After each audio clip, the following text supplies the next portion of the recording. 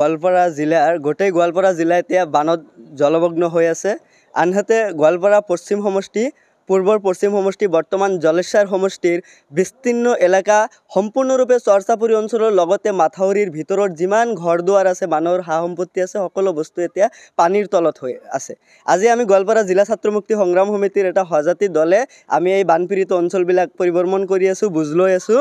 আমি ইয়াত আহি দেখা পালোঁ আৰু মানুহৰ লগত আলাপ আলোচনা কৰি আমি শুনা পালোঁ যে চৰ অঞ্চলৰ যিমান মানুহ, চব মানুহৰ ঘৰ এতিয়া পানীৰ তলত। কিন্তু দুৰ্ভাগ্যৰ কথা, এই চৰচাপুৰী অঞ্চলৰ মানুহৰ বা জলমগ্ন মানুহৰ আশ্ৰয়ৰ কাৰণে পৰ্যাপ্ত পৰিমাণৰ আশ্ৰয় শিবিৰৰ গোৱালপাৰা জিলা প্ৰশাসনে এতিয়ালৈকে ব্যৱস্থা গ্ৰহণ কৰা নাই। চৰ অঞ্চলত যিকেইটা হাইলেণ্ড আছে তাৰ মাজত 2টা বা 3টা হাইলেণ্ডহে এতিয়ালৈকে ভৰ্তি আছে, বাকীবিলাক এতিয়া ক্ষয়প্ৰাপ্ত হৈ ভাঙি চিঙি শেষ হৈছে। মানুহ আশ্ৰয় লোৱাৰ কাৰণে ঠাই পোৱা নাই আৰু গোৱালপাৰা জিলাৰ জনপ্ৰতিনিধিসকলে, গোৱালপাৰা জিলা প্ৰশাসনে এতিয়াও হাত গুজি মূৰ গুজি বহি আছে।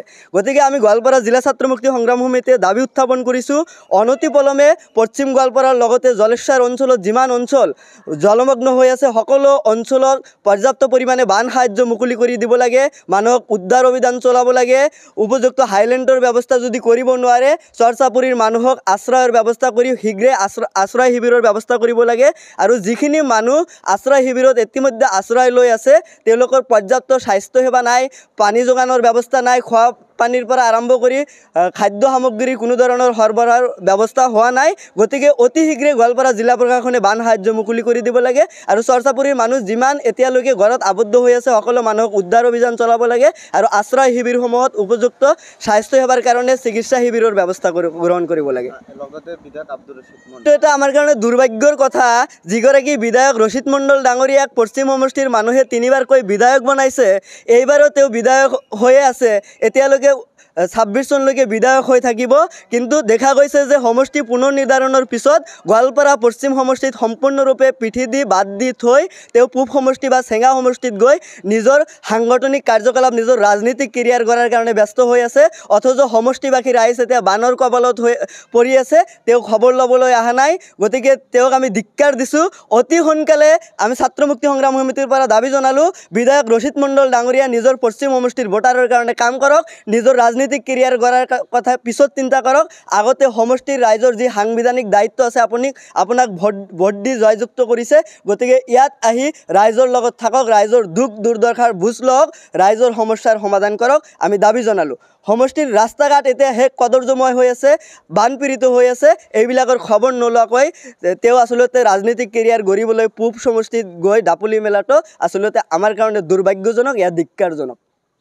আচলতে মই এজন চৰ অঞ্চলৰ ল'ৰা হয়, কিন্তু মই দেখা পাইছোঁ যে গোৱালপাৰা জিলা প্ৰশাসনে এই সমগ্ৰ অসমতে বানপীড়িত চলি আছে।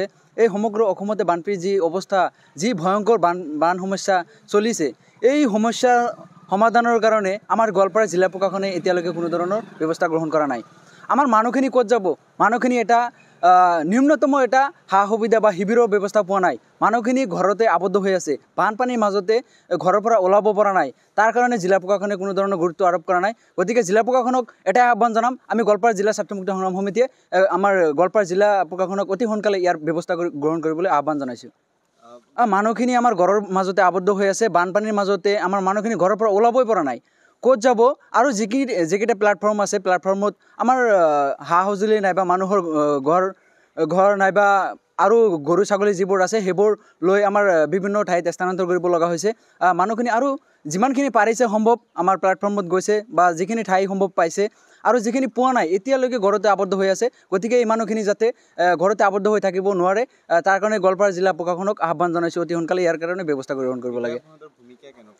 আমি দেখা পাইছোঁ যে বিধায়ক বুলি আচলতে ক'বই নোৱাৰোঁ, কাৰণ আমাৰ গোৱালপাৰা পশ্চিম সমষ্টিৰ বিধায়ক বৰ্তমানো হৈ আছে আব্দুৰ ৰচিদ মণ্ডল ডাঙৰীয়া। কিন্তু এই আব্দুৰ ৰচিদ মণ্ডল ডাঙৰীয়া এতিয়ালৈকে বেলেগ সমষ্টিত এটা নিজৰ প্ৰচাৰ চলাবৰ কাৰণে ব্যস্ত হৈ আছে। কিন্তু এইফালে আমাৰ মানুহখিনি যে ব্যস্ত হৈ আছে, মানে মানুহখিনি যে ঘৰত আবদ্ধ হৈ আছে বানপানীৰ মাজত, ঘৰৰ পৰা ওলাব পৰা নাই, এমুঠি খাব পৰা নাই, এঠাই থকাৰ কাৰণে ঠাই পোৱা নাই, সেইখিনি খা খবৰ কিন্তু আমাৰ গোৱালপাৰা জিলা প্ৰশাসনে বা মন্ত্ৰী MLA কিন্তু খবৰ লোৱা নাই। তাৰ কাৰণে আমি আহ্বান জনাইছোঁ, অতি সোনকালে আমাৰ জলমন্ত্ৰী আৰু আমাৰ মুখ্যমন্ত্ৰী ডাঙৰীয়াই অতি সোনকালে ইয়াৰ কাৰণে ব্যৱস্থা গ্ৰহণ কৰিব লাগে, আৰু লগতে আমাৰ গোৱালপাৰা জিলা প্ৰশাসনক অতি সোনকালে ইয়াৰ কাৰণে ব্যৱস্থা গ্ৰহণ কৰিবলৈ আহ্বান জনাইছোঁ।